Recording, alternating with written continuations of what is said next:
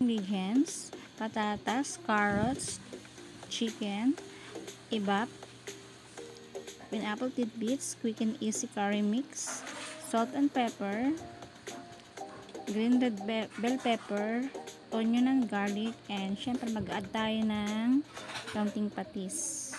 And first, maglagay tayo ng kaunting mantika sa kawali. And then, ilagay na ang patatas. Pituhin ng kaunti. Yan, hanggang sa medyo pumula.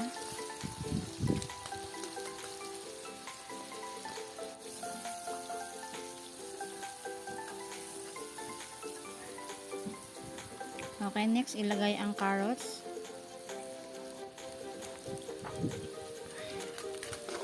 Iprito din ng bahagya hanggang sa pumula. Pagkatapos, ilagay ang green or red bell pepper. Iprito kasama ng patatas at carrots. Okay, next, ahunin. Set aside. Igisa ang sibuyas. Hanggang sa maging translucent na siya. Next, igisa ang bawang hanggang sa medyo pumula ng bahagya. So kapag luto ng ricado, ilagay na natin ang chicken.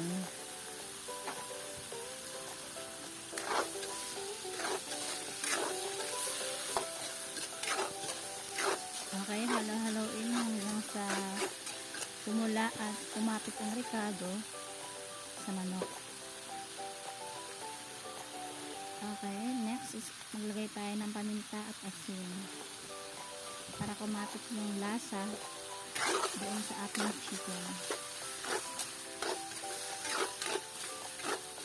Okay, halo-haloin ng kaunti.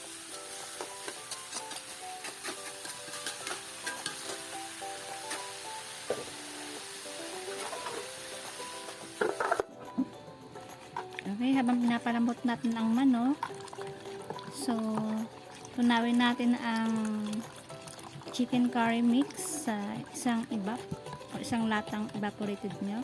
Yan. Haluin i-check ang manok kung malambot na. Kapag malambot na, pwede nang ilagay ang chicken curry mix. Okay, ilagay na natin ang chicken curry mix hanggang sa mag-mix ito sa chicken. Yan.